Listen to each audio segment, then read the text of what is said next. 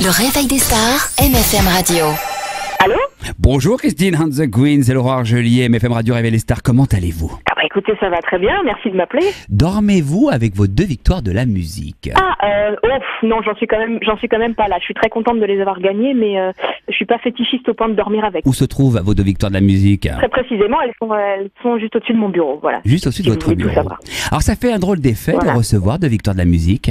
Oui, je pense que ça fait indéniablement un drôle d'effet à tout le monde, et puis je pense que moi ça l'a fait particulièrement parce que je suis un petit peu la nouvelle arrivée et que mon album était sorti aussi depuis 8 mois, donc il y a un côté un peu vertigineux aussi d'avoir 2 statuettes dorées aussi lourdes aussi rapidement, mais du coup j'ai vu ça comme un encouragement aussi, un vrai bel encouragement. Et ça change quoi d'être élue, entre autres, cette année meilleure artiste féminine lors justement de ces victoires de la musique?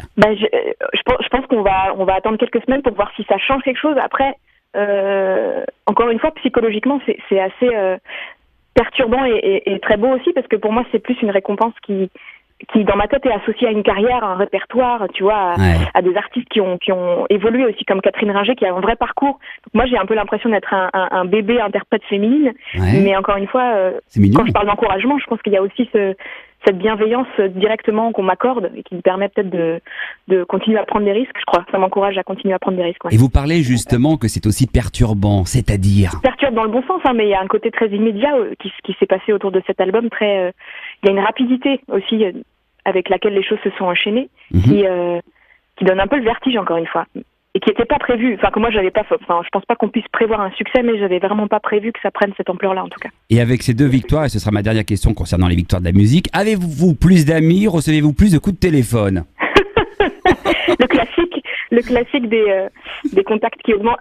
Non, ça va. Bizarrement, j'ai pas eu ce symptôme-là d'être un peu plus contactée. Par contre, on est un peu félicité dans la rue et tout ça. Donc ça, c'est des choses qui ne m'arrivaient pas avant. De marcher dans la rue et qu'on me félicite, c'est un truc nouveau. Ça, on vous reconnaît un peu plus. Pouvez-vous nous décrire votre premier album, Chaleur humaine? Ah, bonne question, parce que justement, quand je faisais l'album, ce qui me plaisait, c'est d'imaginer qu'on ait du mal à décrire vraiment cet objet-là. Parce que moi, je l'ai réfléchi avec des influences très différentes. Je voulais que l'album corresponde aussi à tout ce que j'ai pu écouter, tout ce qui peut me traverser, et du coup, bien sûr. Voilà, je voulais pas choisir entre chansons françaises et hip-hop, entre anglais et français, et je voulais même pas choisir qui j'étais moi. Je voulais pouvoir être à peu près tout le monde, et un petit garçon comme une vieille femme. Donc c'était un album que je voulais pas trop définir d'ailleurs dès le début. Votre album, il fait du bien, et comme je le dis avec peut-être maladresse, il n'y a rien à jeter. Du début jusqu'à la fin, c'est un vrai plaisir pour les oreilles et pour le cœur, puisqu'évidemment vos chansons parlent avant tout au cœur. Ah bah merci, c'est un très joli compliment. Que pouvez-vous nous dire? Écoutez, c'est sincère surtout. Que pouvez-vous nous dire de ce titre, Chaleur humaine? Alors ça, en l'occurrence, vous allez pouvoir quand même nous en dire un peu plus. Oui, mais en même temps, c'est un titre, encore une fois, assez ambigu, parce que ce qui est drôle, c'est que la chaleur humaine, je pense que tout le monde voit à peu près de quoi on parle, et en même temps, quand on demande à quelqu'un de le définir, la chaleur humaine, ou de la définir, chacun a aussi sa propre interprétation. Mais je pense que moi, j'avais envie de défendre effectivement, et c'est pour ça que je suis contente que vous me disiez que ça fait du bien, mais une certaine liberté d'exister qui se résume pas à être dans une case ou à être dans un état précis. Je voulais que la chaleur humaine, ce qui est beau, c'est qu'il y a quelque chose d'assez universel et d'assez irrésistible, quoi. C'est-à-dire que c'est très généreux et en même temps, c'est pas du tout facile à qualifier.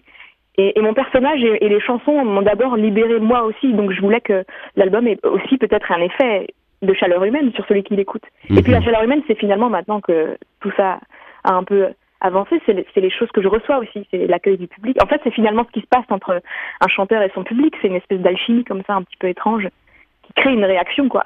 Vous avez fait la première partie de la tournée de Stromae et vous avez la même chorégraphe, Marion Motin. Avez-vous d'autres projets avec cet artiste, Stromae? C'est très bien qu'on arrive à se recroiser pour quelque chose, ce serait assez intéressant, parce que moi j'aime assez son univers et j'aime beaucoup ce qu'il a construit avec son personnage. Pourquoi pas un jour écrire une chanson ensemble? Moi je pense que j'ai un univers un petit peu moins dansant que lui, alors je sais pas, ce serait très intéressant qu'il me ramène un petit peu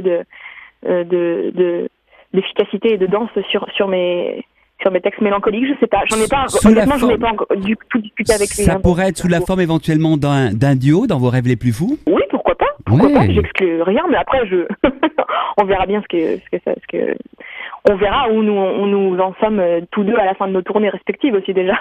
Christine and the Queen, êtes-vous une femme amoureuse? Oh là, la question personnelle. La question personnelle. Bien sûr, oui. Vous êtes une femme amoureuse, vous, bien sûr, oui. Écoutez, oui, je suis une femme amoureuse, oui. Merci Héloïse, je vous souhaite une très belle journée, soyez heureuse. Merci. et puis vous aussi.